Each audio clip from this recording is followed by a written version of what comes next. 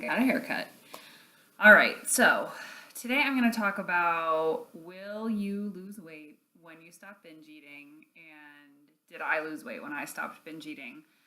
First of all, I'm going to say right from the top, if you are worrying about whether or not you're going to lose weight when you stop binge eating, you're still in the wrong vibe, you're in the wrong mindset. Worrying about your weight is what creates the cycle that creates binge eating in the first place. When you are worrying about your weight, you're trying to change your body, you are trying to restrict your food. It's impossible to eat normally because you're always thinking about what it's going to do to your body. And if you mess up and are worried it's going to change your body in a negative way, then it just leads you to overeat again. It's a whole big messy cycle. So I'm going to say that right off the top. If that's, I know I've seen it on groups that I've been part of. I've seen it in my coaching. I've seen it in my own life. I know that when you first are considering letting go of dieting and letting go of trying to change your body in order to help your binge eating problem, that question is always there, and it will be there. I totally get it. But I just want to let you know, the sooner you can let go of the worry about what is going to happen, the sooner you'll be in a space where you can really make peace and really stop dieting and find that peace that I have now after all these years when I thought that I couldn't. So first things first, just let it go. Let it go. But I know you want to know details, and I know you want to know what the real deal is. So here's the real deal. I'm going to tell you about my weight fluctuations over the years. I will not be giving you numbers or anything because that can be really triggering, and I just don't see the point of it. But I will say in high school, I weighed, always pretty much around the same thing. I was never someone who was super skinny. I was always just sort of maybe normal-ish. I never felt like a thin person. I wasn't particularly athletic or anything, but I was fine. And then when I went to college, I gained some weight. And when I graduated from college, I went on my first diet, and I lost back down to close to probably what I was in high school. And I have a theory about why that was so easy, and I'll talk about that in a second. And then after I lost that initial weight back to around what I weighed in high school, maybe a little bit more, but not much, yeah, that was pretty easy for me to maintain. And then I started dieting even more over the next couple of years, and I got back to my high school weight right after I graduated from college, which was at age 21. And then between that age, I maintained that for probably a year or two. And then as I was 24 and 25 and 26, really 24 and 25, that's when I really got obsessive about losing weight. And I lost even more. I was probably 25 pounds below what I'd been in high school. So that's where I was when my binge eating got really bad, because I was constantly thinking about my weight. I was constantly thinking about my size. It was awful. It was really, really awful. And so then it was really hard to maintain that extra weight that I had lost because I was struggling with binge eating. And then I had a long-term relationship end, and eating was the only thing that helped me. It was just my coping mechanism, period. And I had all sorts of thoughts tied up about how I had to keep my weight that low and all this other stuff. And I binged a lot. It was really a hard time. And over the course of that, maybe 6 months, I gained back up to that sort of range where I'd been in high school that had been easy for me to lose to. And then I just stayed there. I still struggled with binge eating, but it was also interspersed with dieting. I just sort of stayed in that range. And then, so I was 26 going on 27 when all of that happened. And then I continued to binge eat until I was about 33, almost going on 34. And my weight stayed pretty much stable throughout that period. The binge eating was lessening. So what has happened in the years since then? Well, one of the things that happened is that I got pregnant pretty much around the same time that I stopped binge eating. And so obviously I gained weight when I was pregnant. And then after I had my daughter, I was nursing.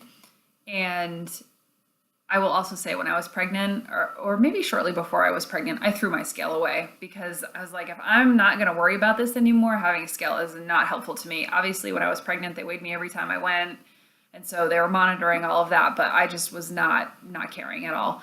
Not wanting that to be part of my life. And I've never purchased a scale since, and I only get weighed at the doctor, and that is fine with me. So that's the only way that I know what my weight is. So the only reason I can even give you this data is because I have a good head for numbers and I just remember sort of what's happened. Okay, so I had my daughter, and then I remember I went to the doctor when she was about a year old, and I was still nursing at that point, and my weight was slightly lower, but not much, but slightly lower than that sort of normal high school range. And since then, my daughter's 4 now, I've just sort of stayed in a range of that, which was a little bit lower, up just a handful of pounds, and I just stay there. And it is very close to what I weighed in high school. And the points that I want to make are, well, first of all, let me tell you about the book Intuitive Eating. There's a book called Intuitive Eating, and it was written by a pair of dietitians back in the 90s. It's gotten a lot more press and play in the last handful of years. And one of the things they mentioned, I read it long before I was able to break free from binge eating, but one of the things they mentioned was to accept your body, its natural shape, and respect your natural shape. And one of the things they told you to look at is what you weighed in high school. And this could probably be different if you were very, very active in high school or if you were doing some serious dieting or whatnot. But for me, I was not dieting in high school. My activity level is pretty low. It's actually higher now. But when I look back at the time it was easy for me to lose weight, and when I was eating a lot of extra calories, I just always sort of ended up back at that, what I think is probably a set point. I've read a lot about set points since then. I think set points are generally accepted to be around a 15-pound range, although I guess it can be a little bit more. And I would say for me, I know exactly what that is, and it's very easy for me to maintain my weight there. Is that the Hollywood thin ideal? No, it's not. And so I've had to work on accepting that. And that was one of the things I struggled with, because I had gotten below that for that about a year and a half period. And it was really hard to accept that that wasn't something that was easy for my body to maintain. And I had to do so much to maintain it and be obsessed with food and have a horrible eating disorder. So that was definitely not worth it to me. So will you lose weight when you stop binge eating? I don't know. Again, that should not be your top concern. However, I would say if you have dieted a lot, you may have pushed your set point up over the years. That can definitely happen. If you are at an unnaturally low weight for your body and you're binging sometimes and then being extreme in order to keep your weight low, then you may gain weight when you stop binge eating because you're feeding your body enough food every day. It really, really varies. I will say my weight is always the best when I just don't obsess about food and don't worry about it. My weight just stays in a place where I'm like if you want to worry about numbers and stuff, but I will talk about health in another episode. My blood pressure is always great. My cholesterol and all of that is always really good. And I eat so much less sugar. I'm not trying to avoid sugar.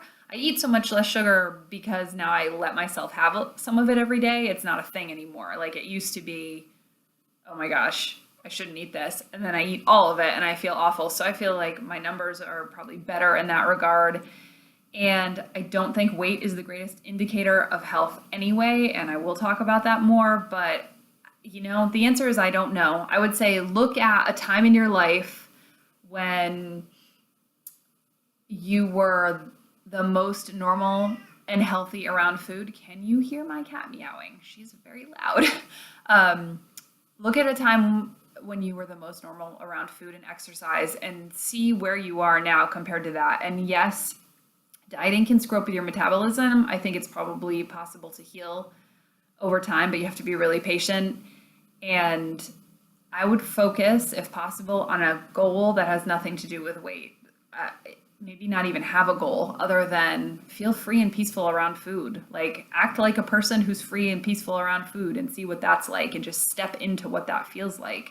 So, I wish I had an answer for you. I can only tell you what happened to me, which is I can easily maintain around what I weighed in high school without any thought or effort to what I eat. And it does fluctuate some, but it stays within a range. And I just don't worry about it. I pick clothes to wear that feel comfortable for that day. If I don't have any clothes that feel comfortable, I buy some new ones if that's an issue. And I just really tried not to let it become a thing. So I hope that was helpful. Let me know if you have any questions and subscribe so that you can get all of my new videos. Thank you.